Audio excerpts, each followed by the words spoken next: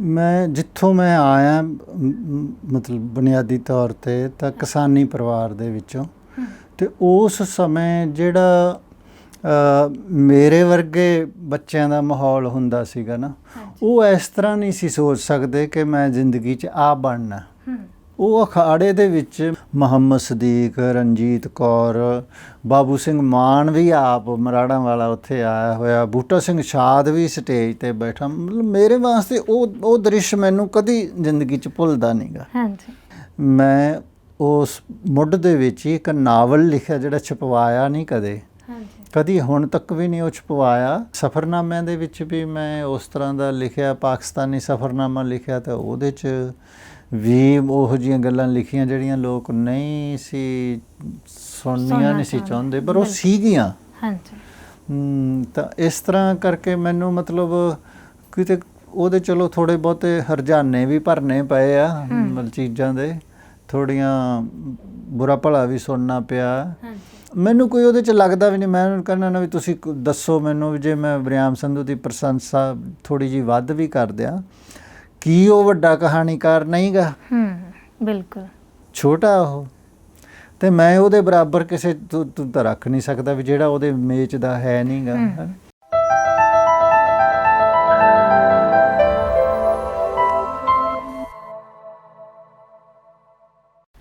B social ਵੇਖ ਰਹੇ ਦਰਸ਼ਕਾਂ ਨੂੰ ਸਤਿ ਸ਼੍ਰੀ ਅਕਾਲ। ਮੈਂ ਰੁਪਿੰਦਰ ਸੰਧੂ ਤੁਹਾਡਾ ਸਾਰਿਆਂ ਦਾ ਸਵਾਗਤ ਹੈ ਸਾਹਿਤਿਕ ਪ੍ਰੋਗਰਾਮ ਦਸਤਕ ਦੇ ਵਿੱਚ। ਅੱਜ ਜਿਨ੍ਹਾਂ ਨੂੰ ਤੁਹਾਨੂੰ ਮਿਲਵਾਉਣ ਜਾ ਰਹੇ ਹਾਂ ਉਹ ਹੁਣ ਤੱਕ 40 ਦੇ ਕਰੀਬ ਕਿਤਾਬਾਂ ਲਿਖ ਚੁੱਕੇ ਨੇ। ਕਵਿਤਾ, ਕਹਾਣੀ, ਵਾਰਤਕ, ਕਹਾਣੀ ਆਲੋਚਨਾ ਅਤੇ ਸੰਪਾਦਨ ਦੇ ਵਿੱਚ ਇੱਕ ਉੱਚਾ ਮੁਕਾਮ ਰੱਖਦੇ ਨੇ। ਅਤੇ ਨਾਂ ਹੈ ਡਾਕਟਰ ਬਲਦੇਵ ਸਿੰਘ ਧਾਲੀਵਾਲ ਜੀ।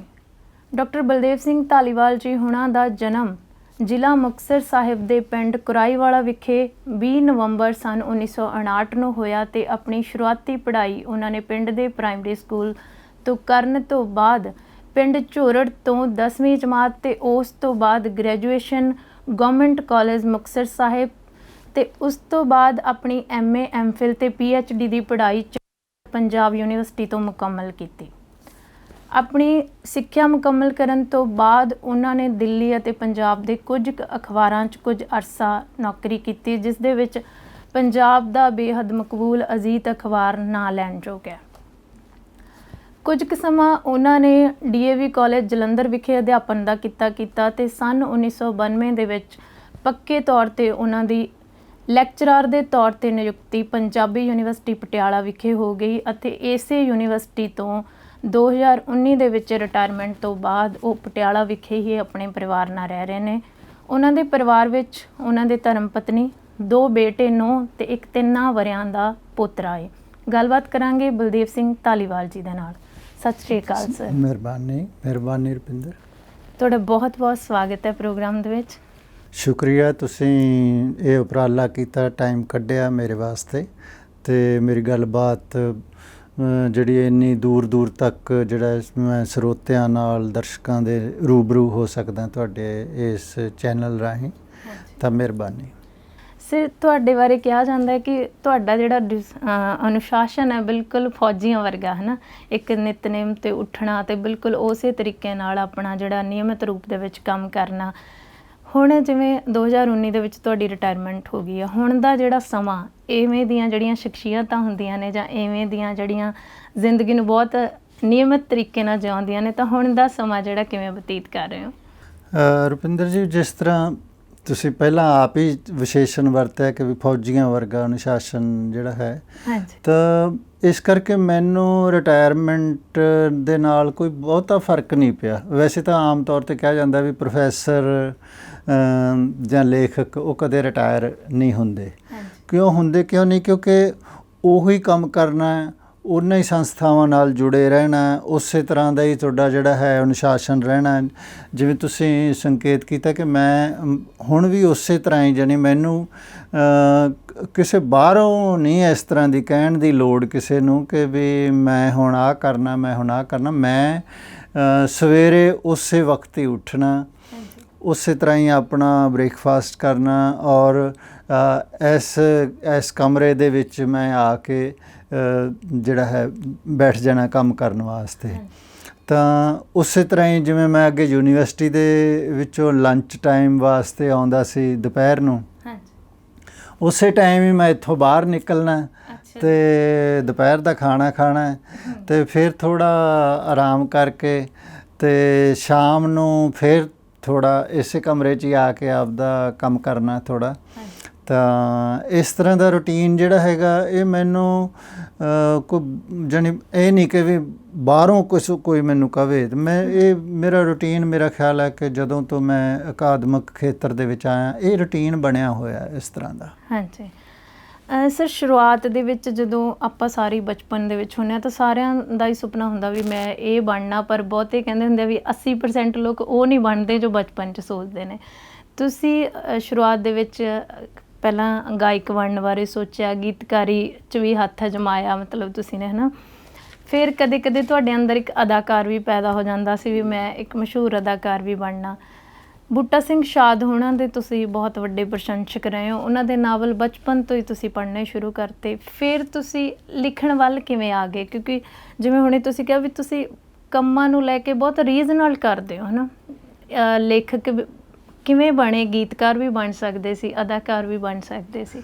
ਮੈਂ ਜਿੱਥੋਂ ਮੈਂ ਆਇਆ ਮਤਲਬ ਬੁਨਿਆਦੀ ਤੌਰ 'ਤੇ ਤਾਂ ਕਿਸਾਨੀ ਪਰਿਵਾਰ ਦੇ ਵਿੱਚੋਂ, ਅਤੇ ਉਸ ਸਮੇਂ ਜਿਹੜਾ ਮੇਰੇ ਵਰਗੇ ਬੱਚਿਆਂ ਦਾ ਮਾਹੌਲ ਹੁੰਦਾ ਸੀਗਾ ਨਾ, ਉਹ ਇਸ ਤਰ੍ਹਾਂ ਨਹੀਂ ਸੀ ਸੋਚ ਸਕਦੇ ਕਿ ਮੈਂ ਜ਼ਿੰਦਗੀ 'ਚ ਆ ਬਣਨਾ। ਉਹ ਤਾਂ ਜਿਵੇਂ ਮਤਲਬ ਹਵਾ ਜਿਵੇਂ ਜਾਂ ਹਨੇਰੀ ਜਿਵੇਂ ਤੀਲੇ ਨੂੰ ਕਦੇ ਇੱਧਰ ਲੈ ਗਈ, ਕਦੇ ਇੱਧਰ ਲੈ ਗਈ, ਕਦੇ ਇੱਧਰ ਲੈ ਗਈ, ਇਸ ਤਰ੍ਹਾਂ ਦਾ ਹਾਲ ਜਿਹੜਾ ਸੀਗਾ। ਅਤੇ ਮੇਰੇ ਪਿੰਡਾਂ ਦੇ ਵਿੱਚ ਤਾਂ ਕੋਈ ਪੜ੍ਹਾਈ ਦਾ ਮਾਹੌਲ ਵੀ ਨਹੀਂ ਸੀਗਾ, ਬਲਕਿ ਐਂ ਨਹੀਂ ਸੀ ਕਿ ਉਦੋਂ, ਹੁਣ ਤੱਕ ਵੀ ਬਹੁਤ ਘੱਟ ਹੈ। ਤਾਂ ਮੈਂ ਵੀ ਆਮ ਤੌਰ 'ਤੇ ਪਿੰਡ ਦੇ ਬੱਚਿਆਂ ਵਾਂਗ ਇਸ ਤਰ੍ਹਾਂ ਸੀਗਾ ਕਿ ਵੀ ਜੇ ਪਿੰਡ ਦੇ ਵਿੱਚ ਘੋਲ ਹੋ ਕੇ ਹਟਿਆ ਅਤੇ ਕੁਛ ਦਿਨ ਪਹਿਲਵਾਨ ਬਣਨ ਬਾਰੇ ਸੋਚਦੇ ਰਹਿਣਾ ਅਤੇ ਘੁਲਦੇ ਰਹਿਣਾ, ਜਾਣੀ ਅਤੇ ਜੇ ਕਿਤੇ ਕਬੱਡੀ ਦਾ ਕੋਈ ਹੋ ਕੇ ਹਟਿਆ ਅਤੇ ਕਬੱਡੀ ਖੇਡਦੇ ਰਹਿਣਾ, ਜੇ ਕਿਤੇ ਪਿੰਡ 'ਚ ਕੋਈ ਅਖਾੜਾ ਲੱਗ ਕੇ ਹਟਿਆ ਅਤੇ ਕੁਛ ਦਿਨ ਜਿਹੜਾ ਹੈਗਾ ਉਹ ਗਾਉਣ ਵਾਲੇ ਬਣਨ ਬਾਰੇ ਸੋਚਣਾ। ਜੇ ਕਿਸੇ ਨੂੰ ਇਸ ਤਰ੍ਹਾਂ ਬੂਟਾ ਸਿੰਘ ਸ਼ਾਦ ਵਾਂਗੂ, ਇਹ ਤਾਂ ਬਹੁਤ ਬਾਅਦ ਦੀ ਗੱਲ ਹੈ, ਅਤੇ ਜਦੋਂ ਇਸ ਤਰ੍ਹਾਂ ਦੀ ਮਸ਼ਹੂਰੀ ਵੇਖਣੀ ਤਾਂ ਮਤਲਬ ਇੱਕ ਜਿਵੇਂ ਤੁਸੀਂ ਹਵਾ ਦੇ ਹਿਸਾਬ ਨਾਲ ਹੀ ਤੁਰੇ ਫਿਰਦੇ, ਜੋ ਪਿੰਡ ਦੇ ਵਿੱਚ ਹਵਾ ਹੁੰਦੀ ਸੀ ਜਿਸ ਕਿਸਮ ਦੀ, ਤਾਂ ਉਹਦੇ ਮੁਤਾਬਕ ਸੀ ਮੈਂ। ਜਾਣੀ ਐਂ ਸੁਪਨਾ ਨਹੀਂ ਸੀ ਲਿਆ ਵੀ ਮੈਂ ਮਤਲਬ ਕਿ ਮੈਂ ਤਾਂ ਵੈਸੇ ਪੜ੍ਹਨਾ ਹੀ ਨਹੀਂ ਸੀ ਚਾਹੁੰਦਾ ਉਸ ਤਰ੍ਹਾਂ। ਬਿਲਕੁਲ। ਤਾਂ ਮੇਰਾ ਇੱਕ ਤਾਏ ਦਾ ਜਵਾਈ ਉਹ ਮਾਸਟਰ ਸੀਗਾ, ਸਾਡਾ ਸਾਰਾ ਪਰਿਵਾਰ ਅਨਪੜ੍ਹ, ਤਾਂ ਉਹ ਵਿੱਚ ਪੜ੍ਹਿਆ ਲਿਖਿਆ ਬੰਦਾ ਜਦੋਂ ਉਹਨੇ ਕਿਤੇ ਆਉਣਾ ਤਾਂ ਕਿਹਦੇ ਨਾਲ ਗੱਲਾਂ ਕਰੇ ਉਹ, ਤੇ ਚਲੋ ਟਾਈਮ ਪਾਸ ਕਰਨ ਲਈ, ਅਤੇ ਉਹਨੇ ਵੱਧ ਤੋਂ ਵੱਧ ਉਹ ਇਹੀ ਸਾਨੂੰ ਕਹਿ ਸਕਦਾ ਸੀਗਾ ਵੀ ਪੜ੍ਹਿਆ ਕਰੋ, ਪੜ੍ਹਾਈ ਬੜੀ ਚੰਗੀ ਚੀਜ਼ ਹੈ ਇਸ ਤਰ੍ਹਾਂ, ਹੈ ਨਾ। ਅਤੇ ਮੈਨੂੰ ਲੱਗਣਾ ਵੀ ਨਹੀਂ, ਮਤਲਬ ਜੇ ਮਾਹੌਲ 'ਚ ਮੈਂ ਸਹਾਂਗਾ ਵੀ ਮੈਂ ਕਹਿੰਦਾ ਸੀ ਵੀ ਮੈਨੂੰ ਤਾਂ ਜੇ ਮੱਲੋ ਜੋਰੀ ਭੇਜਿਆ ਤਾਂ ਮੈਂ ਤਾਂ ਮਾਸਟਰ ਦੀ ਜੀਭ ਵੱਢ ਦੂੰ, ਮਤਲਬ ਜਿਵੇਂ ਬੱਚਾ ਇੱਕ ਇਸ ਤਰ੍ਹਾਂ ਦੀ ਇਹ ਡਾਇਲਾਗ ਆਮ ਮੇਰੀ ਮਾਂ ਮੈਨੂੰ ਬਾਅਦ 'ਚ ਸੁਣਾਉਂਦੀ ਹੁੰਦੀ ਸੀ, ਦੱਸਦੀ ਹੁੰਦੀ ਸੀ ਕਿ ਵੀ ਤੂੰ ਮਾਸਟਰ ਜੀ ਨੂੰ ਇਸ ਤਰ੍ਹਾਂ ਕਹਿ ਦਿੰਦਾ ਸੀ ਹੈਂ। ਅਤੇ ਉਦੋਂ ਪੜ੍ਹਨ ਦਾ ਜਾਣੀ ਹੈ ਨਹੀਂ ਸੀਗਾ ਮੇਰਾ ਵੀ, ਜਾਂ ਮੈਂ ਕੋਈ ਸੁਪਨਾ ਲੈਣਾ ਮੈਂ ਫਲਾਣੇ ਥਾਂ ਜਾਣਾ, ਮੈਂ ਇਸ ਤਰ੍ਹਾਂ ਐਂ ਸੀਗਾ ਵੀ ਜਿਵੇਂ ਆ ਬਾਕੀ ਜ਼ਿੰਦਗੀ ਜਿਸ ਤਰ੍ਹਾਂ ਦੀ ਲੋਕ ਜਿਉਂ ਜਾਂਦੇ ਹੈ ਮੈਂ ਵੀ ਉਹੋ ਜਿਹੀ ਜਾਣੀ ਜਿਉਣੀ ਹੈ।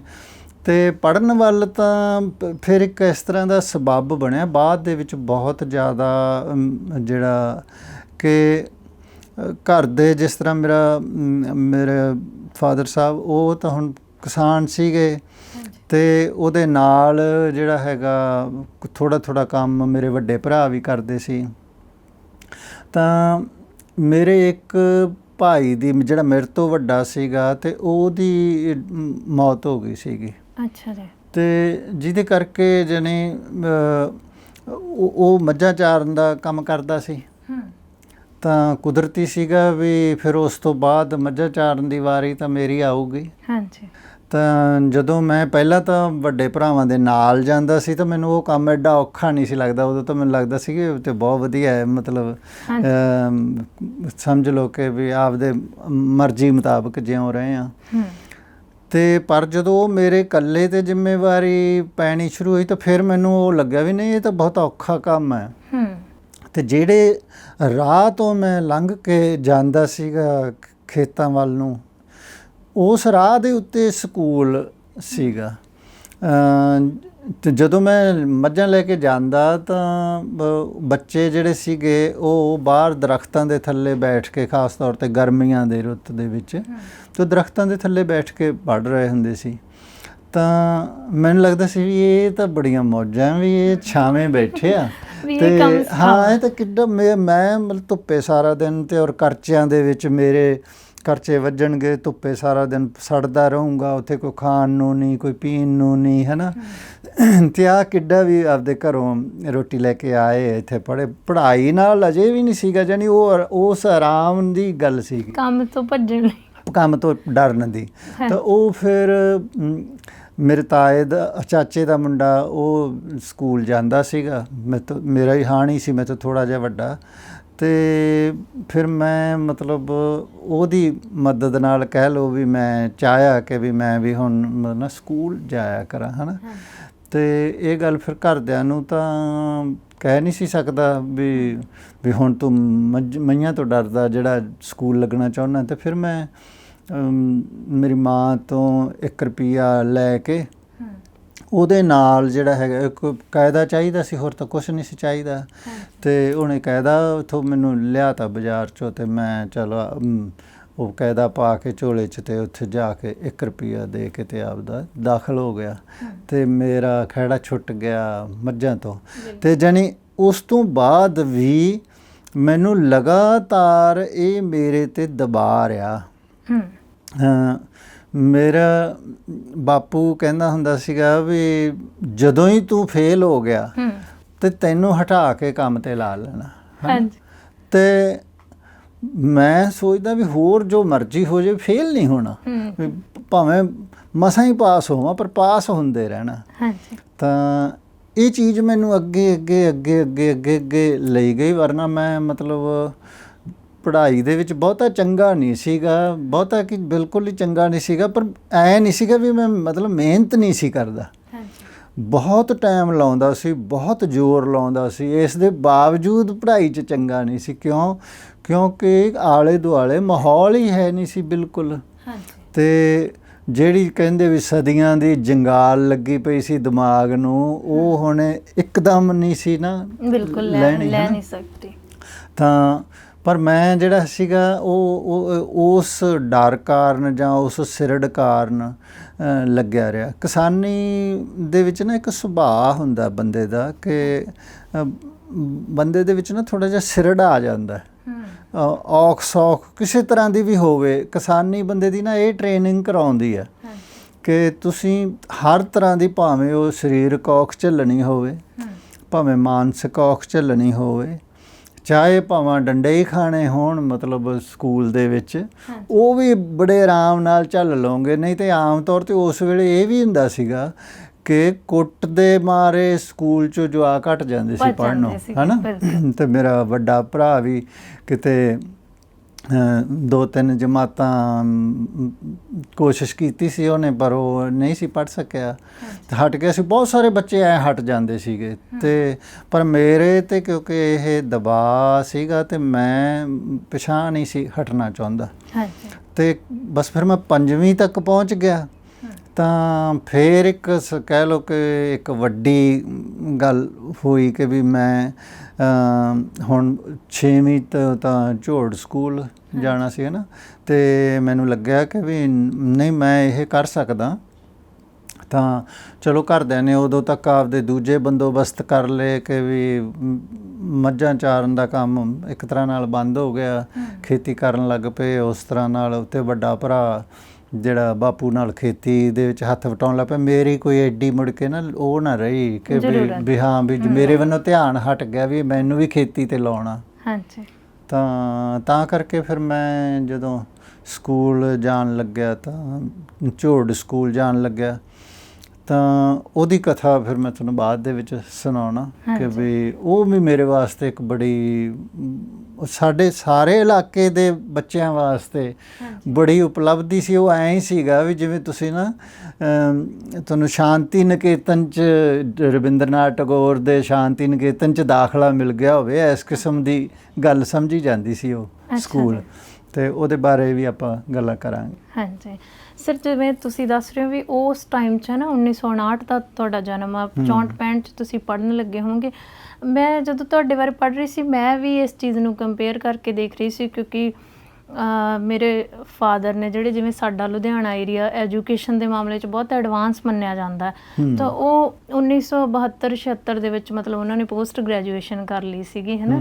ਤਾਂ ਇਹ ਇੱਕ ਵਾਕਈ ਕਹਿਣ ਵਾਲੀ ਗੱਲ ਹੈ ਕਿ ਹੁਣ ਤੱਕ ਵੀ ਜਿਹੜਾ ਇਹ ਏਰੀਆ ਐਜੂਕੇਸ਼ਨ ਪੱਖੋਂ ਹਾਲੇ ਉਨੇ ਲੋਕ ਅਵੇਅਰ ਨਹੀਂ ਹੋਏ, ਪਰ ਤੁਸੀਂ ਇੱਕ ਐਗਜ਼ਾਮਪਲ ਹੋ ਇਸ ਚੀਜ਼ ਦੀ ਕਿ ਜਿਹੜੀ ਸਿੱਖਿਆ ਉਹ ਕਿਸ ਤਰੀਕੇ ਨਾਲ ਬੰਦੇ ਦੀ ਜ਼ਿੰਦਗੀ ਬਦਲ ਦਿੰਦੀ ਆ।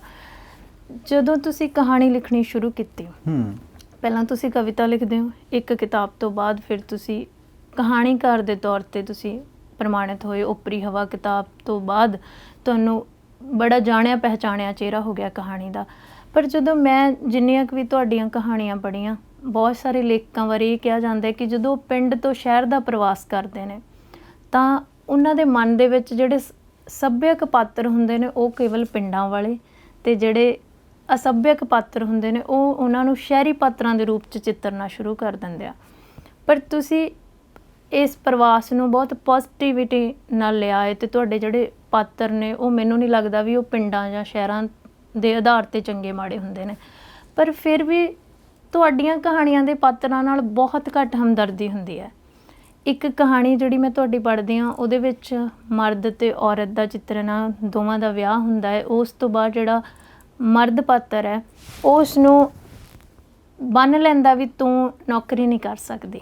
ਉੱਥੇ ਉਹ ਔਰਤ ਆ ਜਿਹੜੀ ਮਜ਼ਲੂਮ ਲੱਗਦੀ ਆ, ਮੇਰੀ ਖੁਦ ਦੀ ਹਮਦਰਦੀ ਉਹਦੇ ਹੱਕ 'ਚ ਜਾ ਕੇ ਖੜ੍ਹਦੀ ਆ, ਪਰ ਅਖੀਰ 'ਤੇ ਕਹਾਣੀ ਦਾ ਅੰਤ ਐਵੇਂ ਹੁੰਦਾ ਕਿ ਮੇਰੀ ਹਮਦਰਦੀ ਜਾ ਕੇ ਮਰਦ ਦੇ ਹੱਕ 'ਚ ਖਲੋ ਜਾਂਦੀ ਹੈ ਨਾ। ਇਸ ਤਰੀਕੇ ਨਾਲ ਤੁਸੀਂ ਪਾਤਰਾਂ ਨੂੰ ਦਰਸ਼ਕ ਨਾਲ ਮੈਨੂੰ ਲੱਗਦਾ ਵੀ ਪਾਠਕ ਨਾਲ ਘੱਟ ਜੋੜ ਪਾਉਂਦੇ ਹੋ, ਕਿਉਂਕਿ ਪਾਠਕ ਖੁਦ ਨਹੀਂ ਸਮਝ ਪਾ ਰਿਹਾ ਕਿ ਲੇਖਕ ਆ ਜਿਹੜੀ ਉਹਦੀ ਹਮਦਰਦੀ ਕਿਸ ਪਾਤਰ ਨਾਲ ਹੈ। ਉਸ ਤੋਂ ਪਹਿਲਾਂ ਮੈਂ ਤੁਹਾਨੂੰ ਥੋੜ੍ਹੀ ਜਿਹੀ ਤੁਹਾਡਾ ਸਵਾਲ, ਕਿਉਂਕਿ ਤੁਸੀਂ ਕਾਫੀ ਲੰਮਾ ਸਵਾਲ ਹੈ ਇਹ, ਹਾਂਜੀ, ਅਤੇ ਤੁਸੀਂ ਬਾਅਦ ਦੇ ਵਿੱਚ ਸਵਾਲ ਮੇਰੀਆਂ ਕਹਾਣੀਆਂ ਦੇ ਪਾਤਰਾਂ ਤੱਕ ਆ ਗਿਆ ਇਹ। ਹਾਂਜੀ, ਪਰ ਮੈਂ ਉਸ ਤੋਂ ਪਹਿਲਾਂ ਮੈਂ ਕਵਿਤਾ ਨਹੀਂ ਸੀ ਲਿਖਦਾ, ਪਹਿਲਾਂ ਮੈਂ ਉਸ ਤੋਂ ਪਹਿਲਾਂ ਮੈਂ ਗੀਤ ਲਿਖਦਾ ਸੀ। ਹਾਂਜੀ, ਜਿਵੇਂ ਮੈਂ ਦੱਸਿਆ ਕਿ ਉਦੋਂ ਬੱਚੇ ਹਵਾ ਦੇ ਵਿੱਚ ਤੀਲੇ ਵਾਂਗ ਚੱਲਦੇ ਸੀ, ਤਾਂ ਮੈਂ ਜਦੋਂ ਮੈਂ ਕਿਹਾ ਵੀ 6ਵੀਂ ਦੇ ਵਿੱਚ ਮੈਂ ਸਕੂਲ ਗਿਆ, ਝੋੜ ਸਕੂਲ, ਤਾਂ ਦੋ ਵੱਡੀਆਂ ਗੱਲਾਂ ਮੇਰੇ ਨਾਲ ਵਾਪਰੀਆਂ। ਇੱਕ ਤਾਂ ਜਿਹੜਾ ਸਕੂਲ ਦਾ ਹੈਡਮਾਸਟਰ ਸੀ ਸਰਦਾਰ ਗੁਰਚਰਨ ਸਿੰਘ ਗਿੱਲ, ਹਾਂਜੀ, ਬਹੁਤ ਹੀ ਮਤਲਬ ਕਾਬਲ ਸੀ, ਜਿਹਨੇ ਸੱਚਮੁੱਚ ਉਸ ਸਕੂਲ ਨੂੰ ਸ਼ਾਂਤੀ ਨਿਕੇਤਨ ਵਾਂਗ ਹੀ ਖਾਸੋ ਖਾਸ ਸਕੂਲ ਬਣਾਇਆ ਹੋਇਆ ਸੀ, ਜਿਹੜਾ ਕਿ ਤੁਹਾਡੀ ਸ਼ਖਸੀਅਤ ਨੂੰ ਬਿਲਕੁਲ ਉਹ ਵੇਖ ਲੈਂਦਾ ਸੀਗਾ ਕਿ ਵੀ ਇਹਦੇ 'ਚ ਆਹ ਗੁਣ ਹੈਗਾ, ਇਹਦੇ 'ਚ ਆਹ ਹੈਗਾ, ਆਹ ਕਰ ਸਕਦਾ, ਉਹ ਉਸ ਪਾਸੇ ਲਾਉਂਦਾ ਸੀ ਜਿਨ੍ਹਾਂ ਨੂੰ ਤੁਸੀਂ ਗੁਰਬਖਸ਼ ਸਿੰਘ ਪ੍ਰੀਤ ਲੜੀਵਾਲਾ ਦੇ ਬਰਾਬਰ ਕਰਦੇ।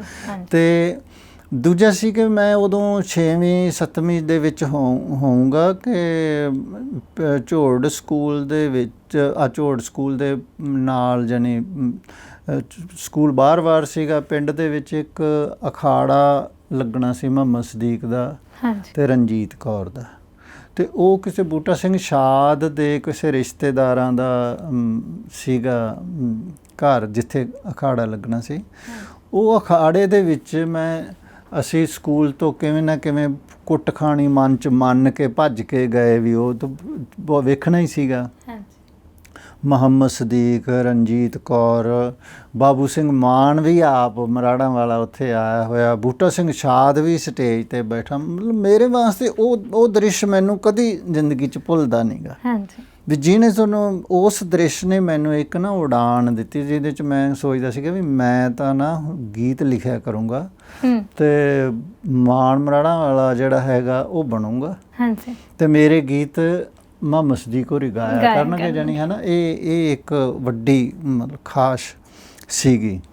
ਤੇ ਮੈਂ ਜਾਣੀ ਉਸ ਵੇਲੇ ਸਮਝ ਲਓ ਵੀ ਲਿਖ ਕੇ ਗੀਤਾਂ ਦੀਆਂ ਕਾਪੀਆਂ, ਐਡੀ ਤਾਂ ਜ਼ਰੂਰਤ ਨਹੀਂ ਸੀ ਕਿ ਵੀ ਉਹ ਮੈਂ ਕਿਸੇ ਨੂੰ ਵਿਖਾਵਾਂ ਜਾਂ ਕਿਸੇ ਨੂੰ ਦੇਵਾਂ ਗਾਉਣ ਵਾਸਤੇ ਅਜੇ, ਪਰ ਉਹ ਮੈਂ ਲਿਖਦਾ ਗਿਆ। ਪਰ ਨਾਲ ਹੀ ਜਿਹੜੀ ਹੈਗੀ ਨਾ ਕਿ ਜਿਹੜੀ ਉਹ ਗੁਰਚਰਨ ਸਿੰਘ ਗਿੱਲ ਹੋਰਾਂ ਨੇ ਜਿਹੜਾ ਸਕੂਲ 'ਚ ਮਾਹੌਲ ਬਣਾਇਆ ਸੀ, ਉਹਨਾਂ ਨੇ ਜਿਹੜੀ ਮੇਰੀ ਪਛਾਣ ਕੀਤੀ ਤਾਂ ਇਹ ਕੀਤੀ ਕਿ ਵੀ ਮੈਂ ਕੋਈ ਪੜ੍ਹਨ ਲਿਖਣ ਮਤਲਬ ਸਾਹਿਤਕ ਗਤੀਵਿਧੀਆਂ, ਉਹ ਪੜ੍ਹਨ ਲਿਖਣ ਵਾਲਾ ਕੋਈ ਹਾਂ।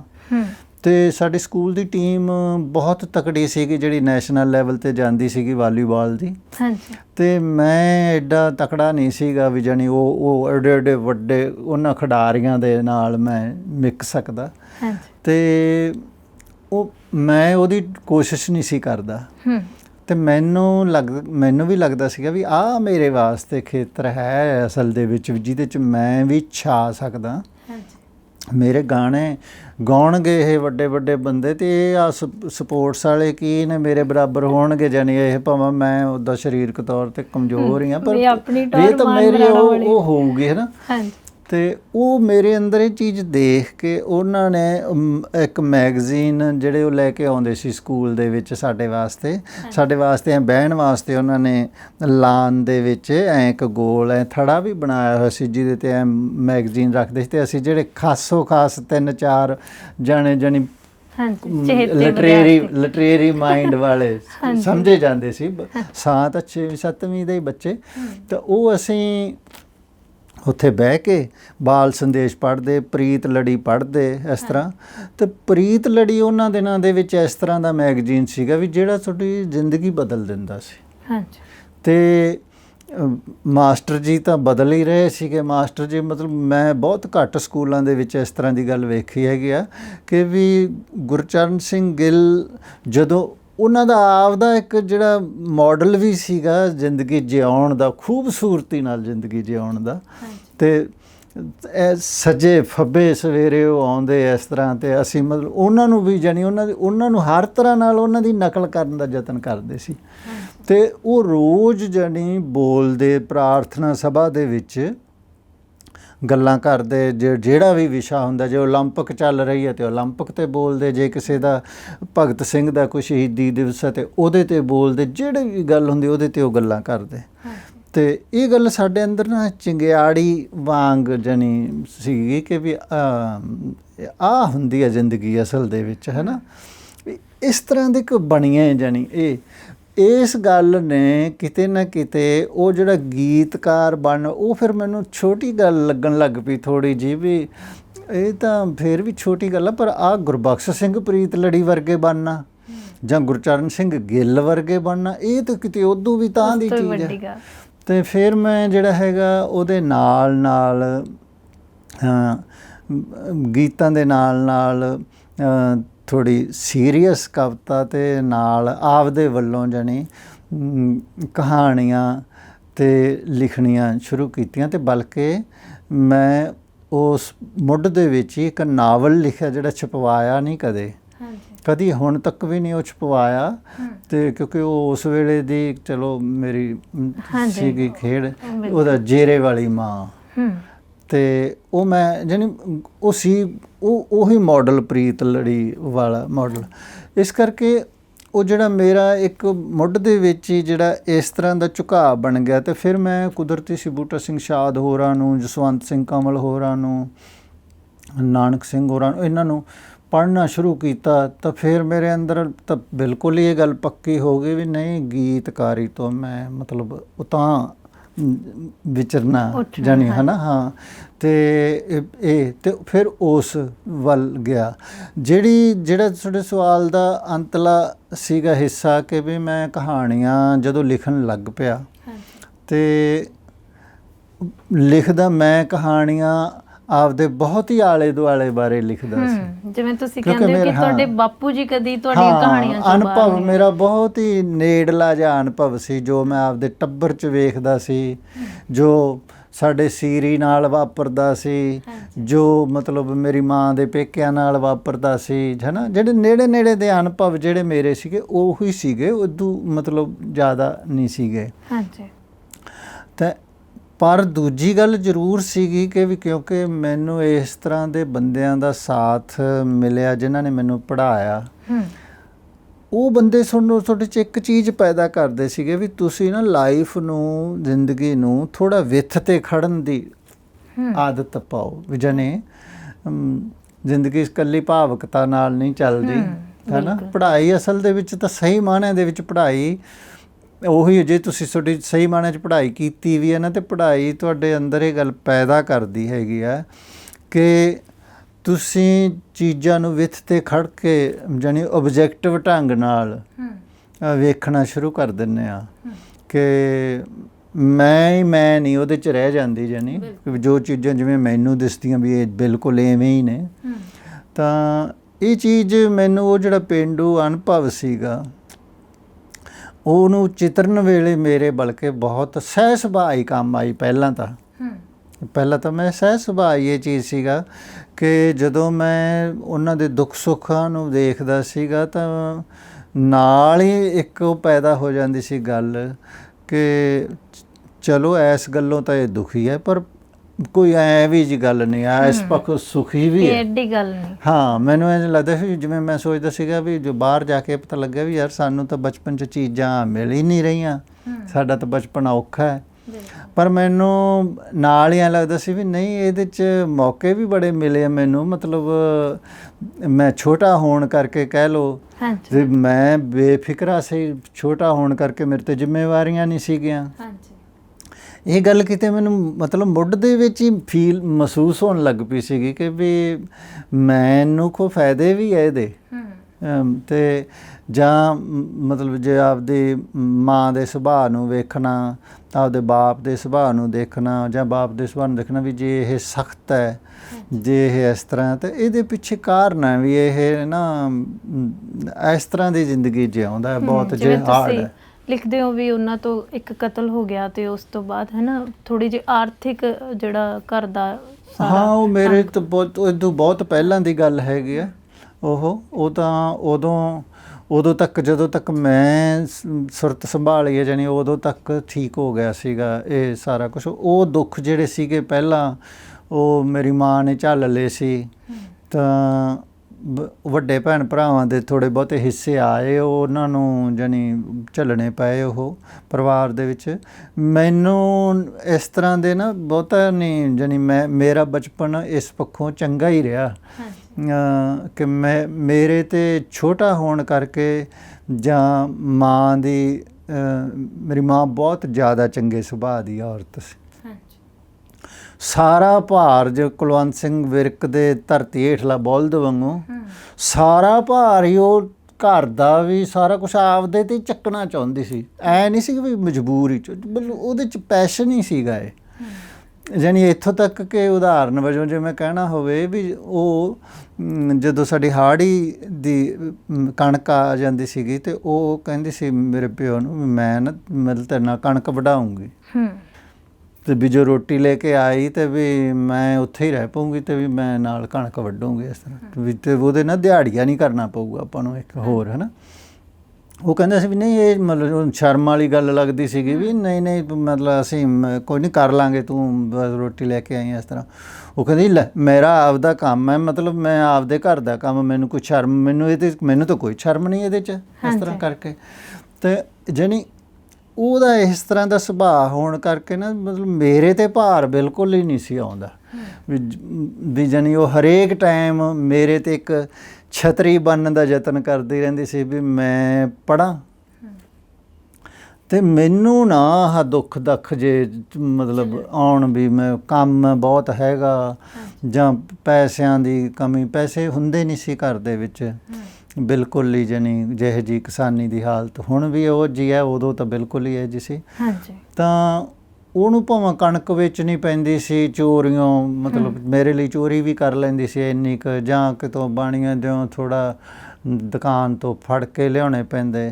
ਬਲਕਿ ਇੱਥੋਂ ਤੱਕ ਕਿ ਉਹ ਜਿਹੜੀਆਂ ਉਹਦੀਆਂ ਸਹੇਲੀਆਂ ਮੰਨ ਲਓ ਸੀਗੀਆਂ ਵੀ ਕੋਈ ਦਰਜਨ, ਕੋਈ ਕੱਪੜੇ ਸਿਉਣ ਵਾਲੀ ਹੈ, ਕੋਈ ਇਸ ਤਰ੍ਹਾਂ ਦੀ, ਉਹਨਾਂ ਤੋਂ ਵੀ ਉਧਾਰ ਮੰਗ ਲਿਆਉਂਦੀ ਸੀ ਵੀ ਕੋਈ ਨਹੀਂ ਤੈਨੂੰ ਦੇ ਦੂੰਗੀ ਮੈਂ ਥੋੜ੍ਹਾ ਜਿਹਾ ਫਸਲ ਫੁਸਲ ਆਈ ਤੋਂ, ਤੇ ਤੂੰ ਮੈਨੂੰ ਇਸ ਤਰ੍ਹਾਂ ਦੇ ਵੀ ਮੁੰਡੇ ਨੂੰ ਇਸ ਤਰ੍ਹਾਂ ਉਹ ਚਾਹੀਦੀ, ਫੀਸ ਚਾਹੀਦੀ ਜਾਂ ਇਸ ਤਰ੍ਹਾਂ, ਹੈ ਨਾ। ਹਾਂਜੀ। ਤੇ ਉਹ ਜਿਹੜੀ ਪ੍ਰੋਟੈਕਸ਼ਨ ਸੀ ਉਹਨੇ ਮੇਰਾ ਬਚਪਨ ਇੱਕ ਤਰ੍ਹਾਂ ਨਾਲ ਬੜਾ ਉਹ ਰੱਖਿਆ, ਵਧੀਆ। ਗਰੀਬੀ ਹੋਣ ਦੇ ਬਾਵਜੂਦ ਕਿਸਾਨੀ ਦੇ ਵਿੱਚ ਨਾ ਇੱਕ ਖਾਸ ਤਰ੍ਹਾਂ ਦੀ ਉਸ ਮਾਹੌਲ 'ਚ ਇੱਕ ਆਜ਼ਾਦੀ ਦਾ ਵੀ ਅਹਿਸਾਸ ਹੁੰਦਾ ਵੀ ਤੁਸੀਂ ਨਾ ਕਿਸੇ ਤੋਂ ਸਾਰਾ ਕੁਛ ਹੀ ਕਿਸੇ 'ਤੇ ਨਿਰਭਰ ਨਹੀਂ ਕਰਦੇ, ਬਲਕਿ ਤੁਸੀਂ ਆਪ ਖੁਦ ਮੁਖਤਾਰ ਹੋ।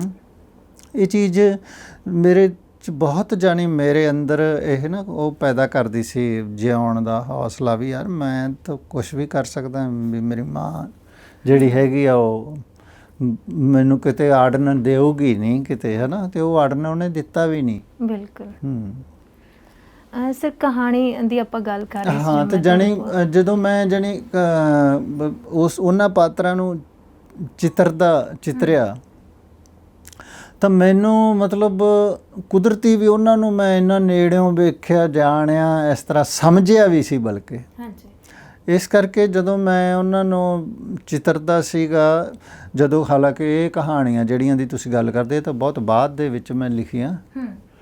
ਪਹਿਲਾਂ ਤਾਂ ਬਹੁਤ ਸਾਰੀਆਂ ਕਹਾਣੀਆਂ ਜਿਹੜੀਆਂ ਸੀਗੀਆਂ ਉਹ ਤਾਂ ਕਿਤੇ ਆਈਆਂ ਹੀ ਨਹੀਂ ਗਈਆਂ, ਉਹ ਤਾਂ ਮੈਂ ਗੀਤਾਂ ਵਾਂਗੇ ਸਮਝ ਲਓ ਜਲ ਪ੍ਰਵਾਹ ਹੋ ਗਈਆਂ। ਬਿਲਕੁਲ। ਤਾਂ ਸੰਭਾਲੀਆਂ ਨਹੀਂ ਉਦੋਂ ਇਸ ਤਰ੍ਹਾਂ। ਹਾਂਜੀ। ਤੇ ਪਰ ਜੇ ਇਹ ਬਾਅਦ ਦੀਆਂ, ਉਦੋਂ ਤੱਕ ਮੇਰੀ ਸਮਝ ਹੋਰ ਵੀ ਜਾਣੀ ਹੋ ਗਈ ਸੀਗੀ, ਸਾਹਿਤ ਪੜ੍ਹਨ ਕਰਕੇ, ਸਾਹਿਤਕ ਸੁਭਾਵਾਂ 'ਚ ਜਾਣ ਕਰਕੇ, ਚੀਜ਼ਾਂ ਨੂੰ ਵਿੱਥ ਤੋਂ ਖੜ ਕੇ ਵੇਖਣ ਦੀ ਜਿਹੜੀ ਕਲਾ।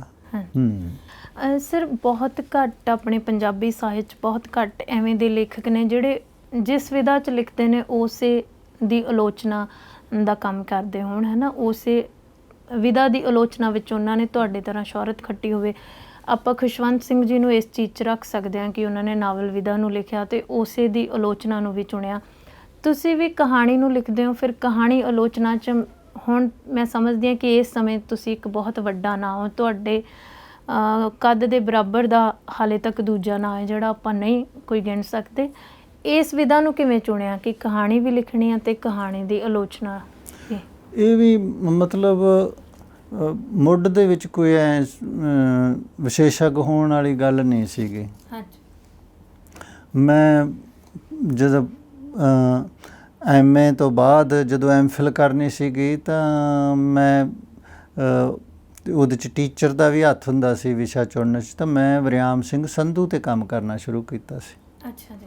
ਉਹਨੂੰ ਕਿਸਾਨੀ ਨਾਲ ਜੋੜ ਕੇ, ਕਿਉਂਕਿ ਮੈਨੂੰ ਐਂ ਲੱਗਦਾ ਸੀਗਾ ਵੀ ਵਰਿਆਮ ਸਿੰਘ ਸੰਧੂ ਕਿਸਾਨੀ ਬਾਰੇ ਲਿਖਦਾ, ਮੈਨੂੰ ਕਿਸਾਨੀ ਬਾਰੇ ਪਤਾ ਹੈ, ਮੇਰੇ ਕੋਲ ਅਨੁਭਵ ਵੀ ਆ ਉਹ, ਤੇ ਮੈਂ ਨਾ ਇਹ ਵਧੀਆ ਕੰਮ ਕਰ ਸਕਦਾ ਹੈਗਾ। ਤੇ ਮੈਂ ਉਹਦੇ ਬਾਰੇ ਸ਼ੁਰੂ ਕੀਤਾ ਸੀਗਾ ਕੰਮ, ਤੇ MPhil ਮੇਰੀ ਉਹਦੇ 'ਤੇ ਹੀ ਸੀਗੀ। ਪਰ ਉਸ ਤੋਂ ਬਾਅਦ PhD ਦੇ ਵਿੱਚ ਮੈਂ ਕਹਾਣੀ 'ਤੇ ਨਹੀਂ ਕੰਮ ਕੀਤਾ, PhD ਦੇ ਵਿੱਚ ਮੈਂ ਭਾਈ ਵੀਰ ਸਿੰਘ 'ਤੇ ਕੰਮ ਕੀਤਾ, ਕਿਉਂਕਿ ਉਹਦੇ ਪਿੱਛੇ ਵੀ ਉਸ ਸਮੇਂ ਅਧਿਆਪਕ ਡਾਕਟਰ ਅਤਰ ਸਿੰਘ ਦਾ ਇੱਕ ਤਰ੍ਹਾਂ ਕਹਿ ਲਓ ਕਿ ਵੀ ਉਹ ਮੈਨੂੰ ਵਿਭਾਗ ਦਾ ਬਹੁਤ ਹੋਣਹਾਰ ਵਿਦਿਆਰਥੀ ਸਮਝਦੇ ਸੀ। ਅਤੇ ਉਹ ਕਹਿੰਦੇ ਸੀ ਵੀ ਐਵੇਂ ਨਿੱਕੇ ਮੋਟੇ ਟੋਪਿਕ 'ਤੇ ਨਹੀਂ ਮਤਲਬ ਕੰਮ ਕਰਨਾ, ਤੈਨੂੰ ਤਾਂ ਕੋਈ ਬਹੁਤ ਵੱਡਾ ਟੋਪਿਕ ਦੇਵਾਂਗੇ ਜਿਹਦੇ 'ਤੇ ਤੂੰ ਚੰਗਾ ਕੰਟਰੀਬਿਊਟ ਕਰੇ। ਅਤੇ ਵੱਡਾ ਟੋਪਿਕ ਉਹਨਾਂ ਨੇ ਮੈਨੂੰ ਦਿੱਤਾ ਇਸ ਤਰ੍ਹਾਂ ਦਾ, ਮੱਧਕਾਲੀਨ ਭਾਰਤੀ ਚਿੰਤਨ ਅਤੇ ਭਾਈ ਵੀਰ ਸਿੰਘ ਦੀ ਕਵਿਤਾ, ਕਿ ਉਹ ਸਿੰਧ ਘਾਟੀ ਦੀ ਸੱਭਿਅਤਾ ਤਵਾਰੀਅਨਜ਼ ਤੋਂ ਲੈ ਕੇ ਸ਼ੁਰੂ ਕਰਦੇ ਸਮਝਣਾ ਪੰਜਾਬੀ ਚਿੰਤਨ ਨੂੰ। ਅੱਛਾ ਜੀ। ਅਤੇ ਸਮਝਦਾ ਇੱਥੋਂ ਤੱਕ ਆ ਜਾਏਗਾ ਕਿ ਵੀ ਉਸ ਸਾਰੀ ਪਰੰਪਰਾ ਦਾ ਭਾਈ ਵੀਰ ਸਿੰਘ ਦੀ ਸੰਵੇਦਨਾ 'ਤੇ ਕਿਸ ਤਰ੍ਹਾਂ ਦਾ ਪ੍ਰਭਾਵ ਪਿਆ, ਯਾਨੀ ਮਾਡਰਨ ਸੰਵੇਦਨਾ 'ਤੇ ਕਿਸ ਤਰ੍ਹਾਂ ਦਾ ਪ੍ਰਭਾਵ ਪਿਆ। ਤਾਂ ਇਹ ਤਾਂ ਹੁਣ ਬਹੁਤ ਵੱਡਾ ਮਤਲਬ ਕੰਮ ਸੀ। ਅਤੇ ਇੱਥੋਂ ਇਹ ਵੀ ਕਿ ਵੀ ਮੈਂ ਜਿਹੜੇ ਇਲਾਕੇ 'ਚੋਂ ਆਇਆ ਸੀ, ਜਿਸ ਤਰ੍ਹਾਂ ਦਾ ਮੇਰਾ ਸੁਭਾਅ ਸੀ, ਉਹਦੇ 'ਚ ਸਿੱਖੀ ਨਾਲ ਕੋਈ ਐਡਾ ਨੇੜਲਾ ਨਹੀਂ ਸੀਗਾ। ਮਾਲਵੇ ਦੇ ਵਿੱਚ ਸਿੱਖੀ ਦਾ ਇੰਨਾ ਪ੍ਰਭਾਵ ਨਹੀਂ ਸੀਗਾ ਜਿੰਨਾ ਵਿਦਾਂਤ ਦਾ ਸੀਗਾ। ਤਾਂ ਮੇਰੇ ਬਚਪਨ ਦੇ ਵਿੱਚ ਤਾਂ ਮੈਂ ਇਹ ਦੇਖਿਆ ਸੀਗਾ, ਬਲਕਿ ਸਾਡੇ ਤਾਂ ਫੁੱਲ ਪਾਉਣ ਵੀ ਹਰਿਦੁਆਰ ਜਾਂਦੇ ਸੀਗੇ ਅਸੀਂ, ਤਾਂ ਕੁਝ ਕੀਰਤਪੁਰ ਸਾਹਿਬ ਦਾ, ਤੇ ਉਹ ਤਾਂ ਅਸੀਂ ਤਾਂ ਕਦੇ ਨਾਮ ਹੀ ਨਹੀਂ ਸੀ ਸੁਣੇ। ਤੇ ਪੜ੍ਹਦੇ ਵੀ ਉਸ ਤਰ੍ਹਾਂ ਦੇ ਸੀ ਕਿੱਸੇ, ਹੈ ਨਾ, ਤੇ ਕਵੀਸ਼ਰੀ ਵੀ ਉਸੇ ਤਰ੍ਹਾਂ ਦੀ, ਮੇਲੇ ਵਿਸਾਖੀਆਂ ਵੀ ਉਸੇ ਤਰ੍ਹਾਂ, ਮਤਲਬ ਸਿੱਖੀ ਨਾਲ ਬਹੁਤ ਹੀ ਦੂਰ ਦਾ ਇੱਕ ਤਰ੍ਹਾਂ ਨਾਲ ਰਿਸ਼ਤਾ ਸੀ। ਬਲਕਿ ਮੇਰੇ ਬਚਪਨ ਦੇ ਵਿੱਚ ਤਾਂ ਸਾਡੇ ਪਿੰਡ ਦੇ ਵਿੱਚ ਗੁਰਦੁਆਰਾ ਸਾਹਿਬ ਵੀ ਕੋਈ ਨਹੀਂ ਸੀਗਾ। ਅੱਛਾ ਜੀ। ਤੇ ਵੀ ਜਿਹਦੇ 'ਚ ਤੁਸੀਂ ਵੀ ਉੱਥੇ ਜਾਣਾ ਬੜੀਆਂ, ਹੁਣ ਸੋਚ ਕੇ ਹੁਣ ਤਾਂ 3-3 4-4 ਬਣ ਗਏ, ਜਾਣੀ ਹੁਣ ਤਾਂ ਹੋਰ ਤਰ੍ਹਾਂ ਦਾ ਮਾਹੌਲ ਹੋ ਗਿਆ। ਤੇ ਮੈਂ ਤਾਂ ਉਸ ਤਰ੍ਹਾਂ ਦੇ ਜਿਹੜਾ ਲੋਕਧਾਰਾਈ ਜਿਹਾ ਜੀਵਨ ਹੁੰਦਾ ਉਹਦੇ 'ਚੋਂ ਆਇਆ ਸੀ, ਕਹਿ ਲਓ, ਜਿਹਦੇ 'ਚ ਲੱਸੀ ਪਾਉਣ ਵੀ ਜਾਂਦੇ ਸੀ ਅਸੀਂ, ਤੇ ਦੀਵਾਲੀ ਵਾਲੇ ਦਿਨ ਮੜੀਆਂ ਵੀ ਪੋਚਣ ਜਾਂਦੇ ਸੀਗੇ, ਤੇ ਉਹ ਕੰਮ ਕਰਦੇ ਸੀ ਅਸੀਂ, ਵਾਸੜੀਆਂ ਵੀ ਪੂਜਦੇ ਸੀਗੇ, ਤੇ ਸਾਰਾ ਕੁਝ ਕਰਦੇ ਸੀਗੇ ਉਹ। ਤਾਂ ਉਹ ਮੈਂ ਜਾਨੀ ਸਿੱਖੀ ਵਾਲਾ ਮੈਨੂੰ ਹਾਲਾਂਕਿ ਥੋੜ੍ਹਾ ਲੱਗਦਾ ਸੀ ਵੀ ਮੈਂ ਇਹਦੇ ਨਾਲ ਹੋ ਸਕਦਾ ਇਨਸਾਫ ਨਾ ਕਰ ਸਕਾਂ ਵਿਸ਼ੇ ਨਾਲ, ਪਰ ਵੀ ਤੁਸੀਂ ਜੇ ਅਧਿਆਪਕ ਤੁਹਾਡੇ 'ਤੇ ਇੰਨਾ ਮਾਣ ਕਰਦਾ ਜਾਂ ਇੰਨਾ ਤੁਹਾਨੂੰ ਕਰਦਾ, ਤੇ ਫਿਰ ਤੁਸੀਂ ਉਹਨੂੰ ਸਿੱਟ ਨਹੀਂ ਸਕਦੇ ਗੱਲ, ਹੈ ਨਾ, ਵੀ ਤੁਸੀਂ ਐਵੇਂ ਚੁਣੌਤੀ ਤੋਂ ਵੀ ਨਹੀਂ ਭੱਜ ਸਕਦੇ। ਮੈਂ ਕਿਹਾ ਕੋਈ ਗੱਲ ਨਹੀਂ, ਪੜ੍ਹ ਲਾਂਗੇ, ਜਾਣੀ ਮਿਹਨਤ ਦਾ ਮੇਰਾ ਸੁਭਾਅ ਸੀਗਾ ਹੀ ਮੁੱਢ ਤੋਂ ਹੀ। ਅਤੇ ਮੈਂ ਫਿਰ ਪੜ੍ਹਨਾ ਉਹਨਾਂ ਸਾਲਾਂ ਦੇ ਵਿੱਚ ਮੈਂ ਬੇਹੱਦ ਮਤਲਬ ਪੜ੍ਹਿਆ, ਬੇਹੱਦ ਹੀ, ਜਾਣੀ ਇੰਨੀਆਂ ਕਿ ਤੁਹਾਡੇ ਨਾਲ ਟੀਚਰ ਬਾਅਦ ਦੇ ਵਿੱਚ ਮੇਰੀ PhD ਮੁਕੰਮਲ ਡਾਕਟਰ ਕੇਸਰ ਸਿੰਘ ਕੇਸਰ ਹੋਰਾਂ ਨਾਲ ਹੋਈ, ਕਿਉਂਕਿ ਡਾਕਟਰ ਅਤਰ ਸਿੰਘ ਉਦੋਂ ਰਹੇ ਨਹੀਂ ਸੀ। ਅਤੇ ਉਹਨਾਂ ਨਾਲ ਹੋਈ, ਪਰ ਫਿਰ ਮੈਂ ਵਿਸ਼ਾ ਨਹੀਂ ਬਦਲਿਆ, ਵਿਸ਼ਾ ਉਹੀ ਰੱਖਿਆ। ਤਾਂ ਇਸ ਕਰਕੇ ਮੈਂ ਉਦੋਂ ਬਾਅਦ ਇਹ ਮੇਰੀ PhD 99-90 'ਚ ਹੋਈ, ਹੈ ਨਾ, ਅਤੇ ਫਿਰ ਕਹਾਣੀ ਵਾਲਾ ਕੰਮ ਮੈਂ ਉਦੋਂ ਕਾਫੀ ਦੇਰ ਬਾਅਦ 'ਚ ਸ਼ੁਰੂ ਕੀਤਾ, ਕਹਾਣੀ ਅਤੇ ਆਲੋਚਨਾ ਵਾਲਾ। ਤਾਂ ਜਾਣੀ ਐਂ ਸੋਚ ਕੇ ਨਹੀਂ ਵੀ ਮੈਂ ਕਹਾਣੀ ਲਿਖਦਾ ਅਤੇ ਫਿਰ ਮੈਂ ਇੱਧਰ ਆਵਾਂ, ਪਰ ਇਹ ਸੀਗਾ ਕਿ ਵੀ ਮੈਨੂੰ ਇਉਂ ਲੱਗਿਆ ਕਿ ਵੀ ਅਸਲ ਦੇ ਵਿੱਚ ਮੈਨੂੰ ਨਾ ਕਹਾਣੀ ਸਮਝ ਜ਼ਿਆਦਾ ਉੱਦਾਂ ਆਉਂਦੀ ਆ, ਅਤੇ ਮੈਂ ਇਹਦੇ 'ਤੇ ਕੰਮ ਕਰਾਂ। ਅਤੇ ਉਹ ਕੁਦਰਤੀ ਇੱਕ ਸਬੱਬ ਬਣ ਗਿਆ, ਆ ਕੇ ਫਿਰ ਯੂਨੀਵਰਸਿਟੀ ਦੇ ਵਿੱਚ ਆ ਕੇ ਇੱਕ ਸਬੱਬ ਬਣ ਗਿਆ ਕਿ ਵੀ ਮੈਂ ਨਾ ਇੱਕ ਵੱਡੇ ਪ੍ਰੋਜੈਕਟ 'ਤੇ ਸ਼ੁਰੂ ਕਰਤਾ ਕੰਮ, ਪੰਜਾਬੀ ਕਹਾਣੀ ਦੇ ਇਤਿਹਾਸ 'ਤੇ। ਉਹ ਮੈਨੂੰ ਯੂਨੀਵਰਸਿਟੀ ਨੇ ਪਹਿਲਾਂ ਦਿੱਤਾ, ਫਿਰ ਚਲੋ ਉਹ ਨਹੀਂ, ਉਦੋਂ ਬਾਅਦ ਉਹਨਾਂ ਨੇ ਰੋਕ ਲਿਆ ਸੀ। ਫਿਰ ਮੈਂ ਉਹ HRD ਮਿਨਿਸਟਰੀ ਵਾਸਤੇ ਕੀਤਾ, ਉਹੀ ਪ੍ਰੋਜੈਕਟ ਸਬਮਿਟ, ਅਤੇ ਫਿਰ ਉਹ ਬਸ ਚੱਲ, ਉਦੋਂ ਬਾਅਦ ਮੈਂ ਇਹਦੇ ਨਾਲ ਜੁੜਿਆ, ਯਾਨੀ ਪਹਿਲਾਂ ਨਹੀਂ ਸੀਗਾ। ਅਤੇ ਪਰ ਦਿਲਚਸਪ ਗੱਲ ਇਹ ਹੈਗੀ ਹੈ ਕਿ ਮੈਂ ਯੂਨੀਵਰਸਿਟੀ ਦੇ ਵਿੱਚ ਜਿਹੜਾ 27-28 ਸਾਲ ਪੜ੍ਹਾਉਂਦਾ ਮੈਂ ਆਧੁਨਿਕ ਕਵਿਤਾ ਰਿਹਾ। ਅੱਛਾ ਜੀ। ਮੈਂ ਮਤਲਬ ਕਹਾਣੀ ਕਦੀ ਨਹੀਂ ਪੜ੍ਹਾਈ।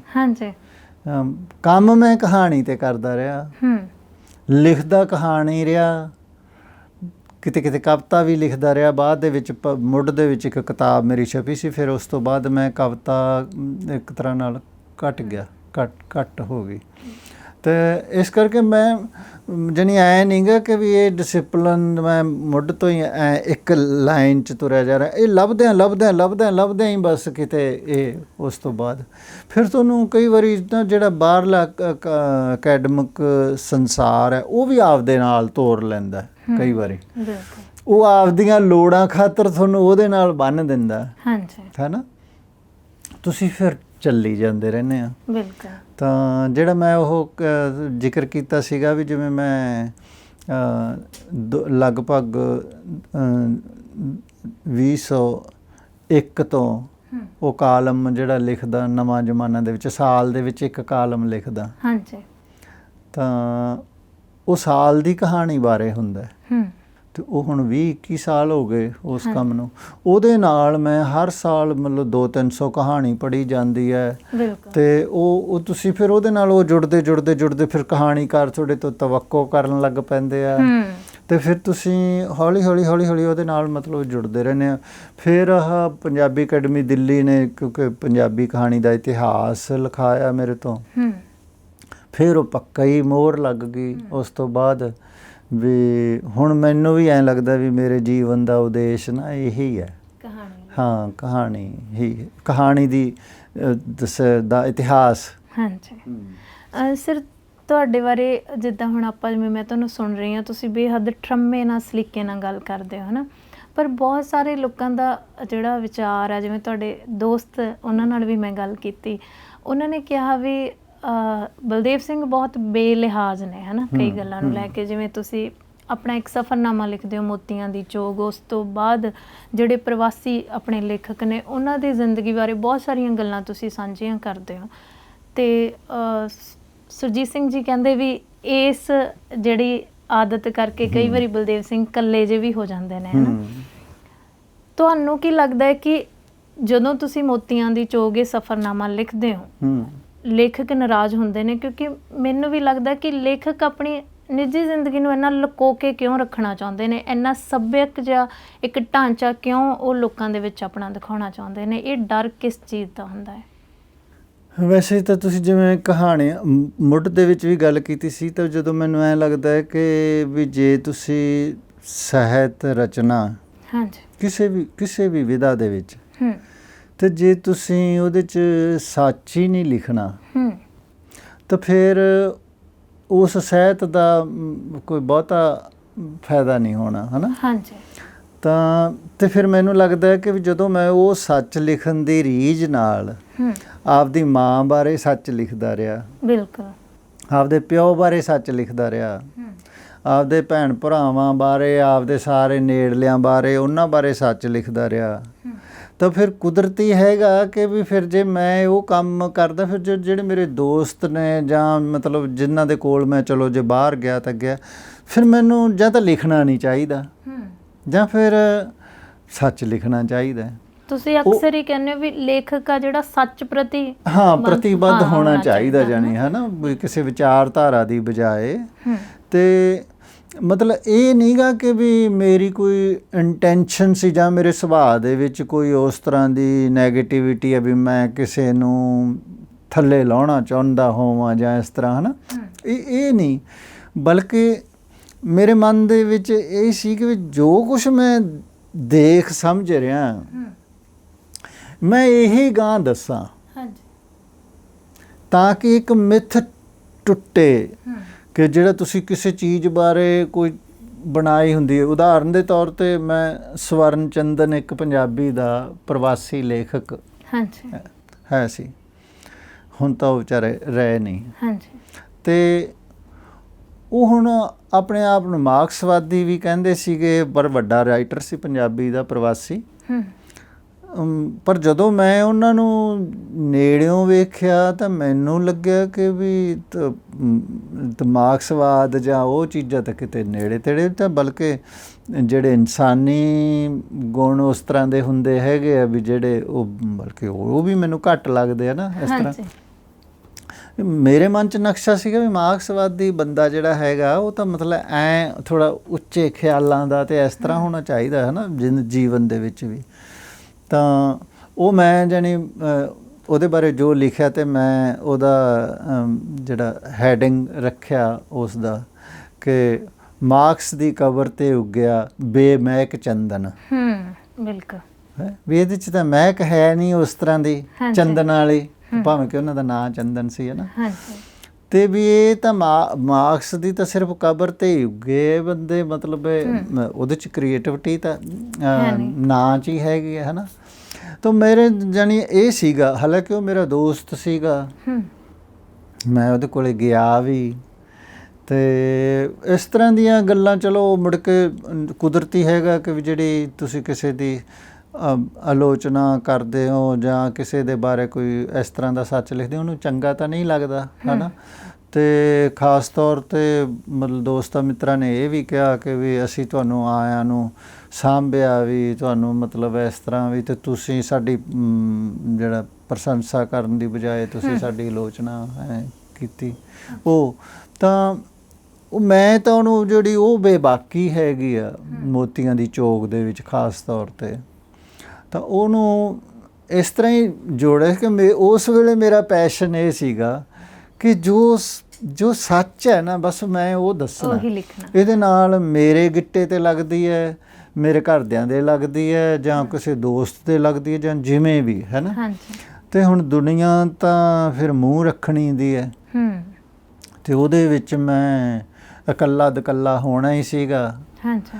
ਪਰ ਮੈਨੂੰ ਇਸ ਗੱਲ ਨੇ ਕੋਈ ਬਾਹਲਾ ਨਹੀਂ ਕੀਤਾ ਕਿ ਵੀ ਮੈਂ ਇਕੱਲਾ ਹੀ ਜਿਉਇਆ। ਵੈਸੇ ਸਹੀ ਮਾਅਨਿਆਂ ਦੇ ਵਿੱਚ ਮੈਂ ਕਦੇ ਜ਼ਿੰਦਗੀ ਦੇ ਵਿੱਚ ਨਾ ਗਰੁੱਪਾਂ ਦੇ ਵਿੱਚ ਨਾ, ਜਦੋਂ ਮੈਂ ਪੜ੍ਹਦਾ ਸੀ ਨਾ ਉਸ ਵੇਲੇ, ਹਾਂਜੀ, ਤਾਂ ਨਾ ਮੈਂ ਉਸ ਤੋਂ ਬਾਅਦ ਮੈਂ ਕਦੇ ਗਰੁੱਪਾਂ 'ਚ ਜਿਉਇਆ ਹੀ ਨਹੀਂ ਗਾ। ਮਤਲਬ ਮੈਨੂੰ ਇਹ ਲੱਗਦਾ ਹੁੰਦਾ ਵੀ ਗਰੁੱਪ ਜਿਹੜੇ ਹੈਗੇ ਨਾ ਉਹ ਕਿਤੇ ਨਾ ਕਿਤੇ ਤੁਹਾਡੀ ਜਿਹੜੀ ਇੰਡੀਵਿਜੂਅਲ ਜਿਹੜੀ ਹੈਗੀ ਹੈ ਨਾ ਮੌਲਿਕਤਾ, ਉਹਨੂੰ ਕਿਤੇ ਉਹ ਦਬਾ ਦਿੰਦੇ ਆ। ਬਿਲਕੁਲ। ਤਾਂ ਮੈਂ ਕਹਾਣੀਆਂ ਦੇ ਵਿੱਚ ਵੀ ਮਤਲਬ ਕੋਸ਼ਿਸ਼ ਉਵੇਂ ਹੀ ਕੀਤੀ ਜਿਸ ਤਰ੍ਹਾਂ ਜਿਹੋ ਜਿਹਾ ਸੱਚ ਮੈਂ ਵੇਖਿਆ ਸੀਗਾ। ਅਤੇ ਸਫ਼ਰਨਾਮਿਆਂ ਦੇ ਵਿੱਚ ਵੀ ਮੈਂ ਉਸ ਤਰ੍ਹਾਂ ਦਾ ਲਿਖਿਆ। ਪਾਕਿਸਤਾਨੀ ਸਫ਼ਰਨਾਮਾ ਲਿਖਿਆ ਤਾਂ ਉਹਦੇ 'ਚ ਵੀ ਉਹੋ ਜਿਹੀਆਂ ਗੱਲਾਂ ਲਿਖੀਆਂ ਜਿਹੜੀਆਂ ਲੋਕ ਨਹੀਂ ਸੀ ਸੁਣਨੀਆਂ ਨਹੀਂ ਸੀ ਚਾਹੁੰਦੇ, ਪਰ ਉਹ ਸੀਗੀਆਂ। ਹਾਂਜੀ। ਤਾਂ ਇਸ ਤਰ੍ਹਾਂ ਕਰਕੇ ਮੈਨੂੰ ਮਤਲਬ ਕਿਤੇ ਉਹਦੇ ਚਲੋ ਥੋੜ੍ਹੇ ਬਹੁਤੇ ਹਰਜਾਨੇ ਵੀ ਭਰਨੇ ਪਏ ਆ, ਮਤਲਬ ਚੀਜ਼ਾਂ ਦੇ ਥੋੜ੍ਹੀਆਂ ਬੁਰਾ ਭਲਾ ਵੀ ਸੁਣਨਾ ਪਿਆ, ਤਾਂ ਥੋੜ੍ਹੇ ਬਹੁਤੇ ਕੋਈ ਨੁਕਸਾਨ ਵੀ ਚਲੋ ਹੋਏ ਹੋਣਗੇ। ਪਰ ਉਹ ਮੈਨੂੰ ਲੱਗਦਾ ਵੀ ਜੇ ਤੁਸੀਂ ਸਾਹਿਤ ਪ੍ਰਤੀ ਪ੍ਰਤੀਬੱਧ ਹੋ, ਸੱਚ ਪ੍ਰਤੀ ਪ੍ਰਤੀਬੱਧ ਹੋ, ਤਾਂ ਫਿਰ ਤੁਹਾਨੂੰ ਥੋੜ੍ਹਾ ਬਹੁਤਾ ਤਾਂ ਝੱਲਣਾ ਹੀ ਪੈਂਦਾ। ਪਰ ਮੈਨੂੰ ਐਂ ਲੱਗਦਾ ਵੀ ਜਿੰਨਾ ਕੁ ਮੈਨੂੰ ਝੱਲਣਾ ਪਿਆ ਉਹ ਕੋਈ ਬਹੁਤ ਜ਼ਿਆਦਾ ਨਹੀਂ ਗਾ। ਮਤਲਬ ਇੰਨਾ ਨਹੀਂ ਮੈਂ ਜੇ ਤੋਂ ਨਿਰਾਸ਼ ਹੋ ਜਾ ਜਾਂ ਉਸ ਇਕੱਲਤਾ ਤੋਂ ਐਂ ਡਰ ਜਾਂ ਵੀ ਮੈਨੂੰ ਐਂ ਲੱਗੇ ਕਿ ਵੀ ਨਹੀਂ, ਮੇਰੇ ਥੋੜ੍ਹੇ ਦੋਸਤ ਨੇ ਬਿਲਕੁਲ, ਪਰ ਚੰਗੇ ਆ ਜਿਹੜੇ ਵੀ ਹੈਗੇ ਆ, ਉਹ ਮੈਨੂੰ ਸਮਝਦੇ ਆ। ਬਾਕੀਆਂ ਤੋਂ ਮੈਂ ਕੋਈ ਤਵੱਕੋ ਵੀ ਨਹੀਂ ਕਰਦਾ ਵੀ ਇਹ ਮੈਨੂੰ ਤੁਹਾਨੂੰ ਸਾਰੀ ਦੁਨੀਆ ਦਾ ਪਿਆਰ ਥੋੜ੍ਹਾ ਮਿਲ ਸਕਦਾ ਹੁੰਦਾ ਹੈ ਨਾ, ਥੋੜ੍ਹਾ ਹੀ ਹੋਣ ਕੋਈ ਨਹੀਂ। ਅਤੇ ਕੰਮ ਤਾਂ ਮੈਂ ਤਾਂ ਆਮ ਤੌਰ 'ਤੇ ਕਹਿੰਦਾ ਹੁੰਦਾ ਵੀ ਜਿਹੜਾ ਪੜ੍ਹਨ ਲਿਖਣ ਦਾ ਕੰਮ ਹੈ ਨਾ ਬੇਸਿਕਲੀ, ਇਹ ਤਾਂ ਜਿਵੇਂ ਖੇਡਾਂ ਦੇ ਮੈਦਾਨ ਦੇ ਵਿੱਚ ਤੁਸੀਂ ਆਪਦੀਆਂ ਲੱਤਾਂ ਦੇ ਜ਼ੋਰ 'ਤੇ ਹੀ ਭੱਜਣਾ ਹੈ ਤਾਂ ਉਹਦੇ 'ਤੇ ਹੀ ਭੱਜਣਾ ਤੁਸੀਂ, ਹੈ ਨਾ। ਅਤੇ ਹੋਰ ਇਹਦੇ 'ਚੋਂ ਮੈਂ ਕੀ ਕੱਢਣਾ ਪਾਉਣਾ ਹੈਗਾ। ਵੈਸੇ ਵੇਖਿਆ ਜਾਵੇ, ਜੇ ਮੈਂ ਇਹ ਵੀ ਮੰਨ ਲਓ ਆਪਾਂ ਗੱਲ ਛੱਡ ਦਈਏ ਵੀ ਤੁਸੀਂ ਸੱਚ ਨਹੀਂ ਲਿਖਣਾ, ਮੂੰਹ ਰੱਖਣੀ ਵਜੋਂ ਹੀ ਲਿਖਣੀ ਆ। ਮਤਲਬ ਹੁਣ ਇਹ ਮੇਰੀ ਕਹਾਣੀਆਂ ਦੀ ਉਹਦੇ 'ਚ ਵੀ ਆਉਂਦਾ। ਹੁਣ ਮੈਂ ਕਾਲਮ ਲਿਖਦਾ, ਇਹਦੇ ਬਾਰੇ ਮੈਨੂੰ ਬਹੁਤ ਕੁਝ ਸੁਣਨਾ ਪੈਂਦਾ। ਕੋਈ ਮੈਨੂੰ ਕਿਸੇ ਨਾਲ ਜੋੜਦਾ, ਕੋਈ ਕਿਸੇ ਨਾਲ ਜੋੜ ਦਿੰਦਾ ਹੈ ਕਿ ਮੈਂ ਫਲਾਣੇ ਦਾ, ਖਾਸ ਤੌਰ 'ਤੇ ਜਿਵੇਂ ਵਰਿਆਮ ਸੰਧੂ ਹੋਰਾਂ ਨਾਲ ਮੈਨੂੰ ਇਸ ਤਰ੍ਹਾਂ ਜੋੜ ਦਿੰਦੇ ਹੈਗੇ ਆ, ਹੈ ਨਾ। ਤਾਂ ਮੈਨੂੰ ਕੋਈ ਉਹਦੇ 'ਚ ਲੱਗਦਾ ਵੀ ਨਹੀਂ। ਮੈਂ ਉਹਨੂੰ ਕਹਿੰਦਾ ਨਾ ਵੀ ਤੁਸੀਂ ਦੱਸੋ ਮੈਨੂੰ ਵੀ ਜੇ ਮੈਂ ਵਰਿਆਮ ਸੰਧੂ ਦੀ ਪ੍ਰਸ਼ੰਸਾ ਥੋੜ੍ਹੀ ਜਿਹੀ ਵੱਧ ਵੀ ਕਰ ਦਿਆਂ, ਕੀ ਉਹ ਵੱਡਾ ਕਹਾਣੀਕਾਰ ਨਹੀਂ ਗਾ? ਬਿਲਕੁਲ ਛੋਟਾ ਉਹ, ਅਤੇ ਮੈਂ ਉਹਦੇ ਬਰਾਬਰ ਕਿਸੇ ਤੂੰ ਤਾਂ ਰੱਖ ਨਹੀਂ ਸਕਦਾ ਵੀ ਜਿਹੜਾ ਉਹਦੇ ਮੇਚ ਦਾ ਹੈ ਨਹੀਂ ਗਾ। ਤਾਂ ਪਰ ਦੂਜੇ ਪਾਸੇ ਮੈਨੂੰ ਇਹਦਾ ਫਾਇਦਾ ਜ਼ਿਆਦਾ ਹੋਇਆ ਵੈਸੇ ਨੁਕਸਾਨ ਨਾਲੋਂ, ਕਿ ਮੈਂ ਜਦੋਂ ਇਸ ਤਰ੍ਹਾਂ ਲਿਖਦਾ ਤਾਂ ਲੋਕਾਂ ਨੂੰ ਹੁਣ ਇਹ ਯਕੀਨ ਆ ਗਿਆ ਕਿ ਮੈਂ ਸੱਚੀ ਗੱਲ ਲਿਖਦਾ, ਜਿਵੇਂ ਮਤਲਬ ਮੇਰੇ ਮਹਿਸੂਸ ਕਰਦਾ ਉਵੇਂ ਹੀ ਲਿਖਦਾ। ਤਾਂ ਇਸ ਕਰਕੇ ਉਹ ਮੇਰੀਆਂ 2 ਲਾਈਨਾਂ ਲਿਖੀਆਂ ਨੂੰ ਵੀ ਸਰਟੀਫਿਕੇਟ ਵਾਂਗ ਕਈ ਵਾਰੀ ਮੰਨਦੇ ਆ। ਅਤੇ ਮੈਨੂੰ ਇਹ ਚੰਗਾ ਵੀ ਲੱਗਦਾ ਕਿ ਵੀ ਮੈਂ ਹੁਣ ਉਦੋਂ ਵੀ ਵੱਧ ਜ਼ਿੰਮੇਵਾਰ ਹੋ ਗਿਆ ਵੀ ਭਾਵੇਂ ਤੁਸੀਂ 1 ਲਾਈਨ ਹੀ ਲਿਖਣੀ ਕਿਸੇ ਬਾਰੇ, ਪਰ ਉਹ ਸਟੀਕ ਹੋਣੀ ਚਾਹੀਦੀ ਹੈ, ਜਾਨੀ ਉਹ ਕਸ਼ੀਦੀ ਹੋਣੀ ਚਾਹੀਦੀ, ਉਹ ਐਵੇਂ ਮੂੰਹ ਰੱਖਣੀ ਵਜੋਂ ਨਹੀਂ। ਬਿਲਕੁਲ। ਹਾਂ, ਅਤੇ ਇਸ ਕਿਸਮ ਦਾ ਜਿਹੜਾ ਸੀਗਾ ਮਤਲਬ ਹੋਰ ਕੋਈ ਇਹਦਾ ਇੰਟੈਂਸ਼ਨ ਨਹੀਂ ਸੀਗੀ।